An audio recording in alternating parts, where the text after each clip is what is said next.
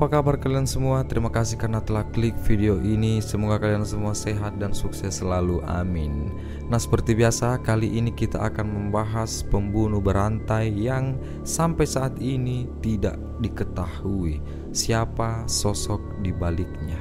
Oke, sebelum kita mulai videonya, jangan lupa like, comment, share, dan subscribe video ini. Oke, tanpa berlama-lama, mari kita mulai.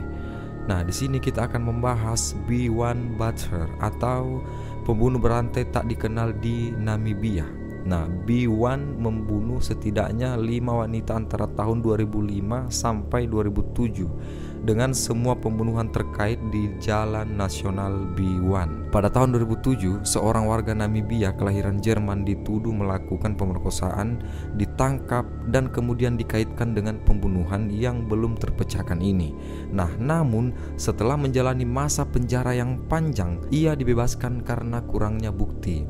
Dan pada tahun 2008, seorang pria yang dibunuh terlibat karena rangkaian pembunuhan terkait pada tahun 2007, tetapi hubungannya tak dapat dibuktikan secara meyakinkan. Nah, di sini nama B1 Butcher itu diambil dari media Namibia karena jasad korban yang ditemukan di dekat Jalan Nasional Namibia B1 yang melintasi negara itu dari utara ke selatan.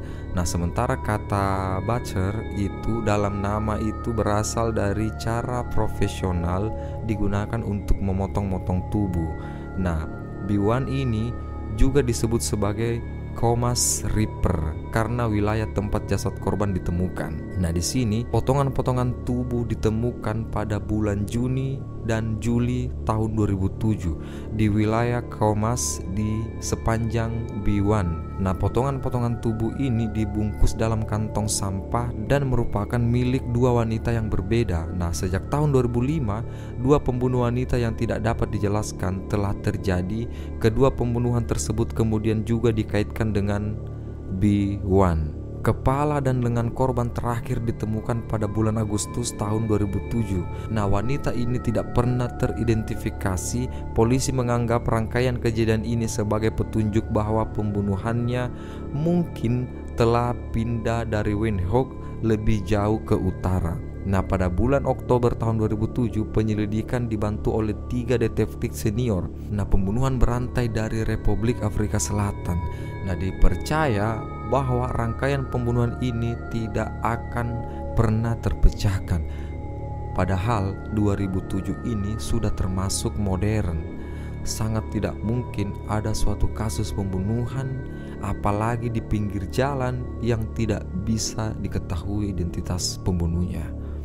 Tapi ya, namanya juga polisi juga kan manusia, tentu terbatas kemampuannya, atau mungkin si pembunuh yang melakukan aksinya dengan cara profesional. Oke, lanjut. Jadi kelima korban B1 ini adalah wanita muda atau setengah baya. 2 dari 5 wanita yang terbunuh, keduanya ditemukan pada tahun 2007, tidak dapat diidentifikasi. Nah, semua wanita yang dibunuh adalah warga Namibia berkulit berwarna. Selain itu, semua bagian tubuh korban menunjukkan tanda-tanda pembekuan atau pendinginan yang menunjukkan bahwa mereka berada di semacam tempat penyimpanan yang dingin.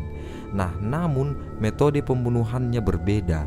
Di sini, Jens dicekik dan Mabula dipukuli di kepala dengan benda tumpul.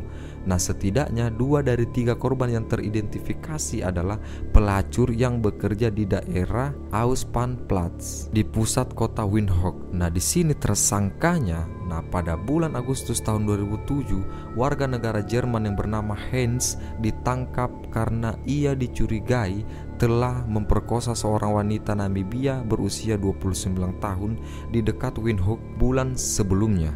Nah, ia juga dikatakan telah mencoba mencekik wanita itu. Nah, di sini dia membantah semua tuduhannya. Lalu pada Februari tahun 2010, dia dibebaskan karena kurangnya bukti dan dibebaskan dari tahanan. Nah, di sini tersangka yang tadi dibebaskan menuntut ganti rugi terhadap pemerintah Namibia karena dituduh sebagai B1 Nah, pada bulan Juli tahun 2007, para perempuan menerbitkan surat terbuka bersama kepada B1 untuk memberikan informasi tentang bagian tubuh yang masih hilang agar para korban pembunuhan dapat dimakamkan dengan layak. Nah, di sini mereka juga meminta untuk menyerahkan diri kepada polisi. Lalu pada tahun 2010, kepala manusia dan lengan ditemukan di sebuah peternakan di Rehoboth dan menimbulkan kekhawatiran bahwa mungkin B1 akan aktif kembali. Namun kaitan pembunuhan dengan B1 ini tidak dianggap mungkin karena tidak menunjukkan banyak kesamaan sebelumnya. Bagian tubuh tersebut tidak ditemukan di dekat jalan raya, lalu dibakar dan dibekukan. Nah, di sini rangkaian pembunuhan ini menimbulkan kritik publik yang cukup besar terhadap efektivitas dan kepolisian Namibia.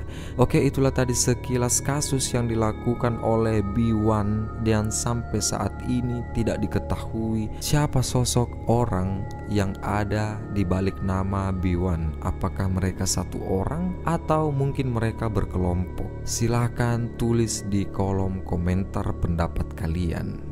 Sampai jumpa di video selanjutnya.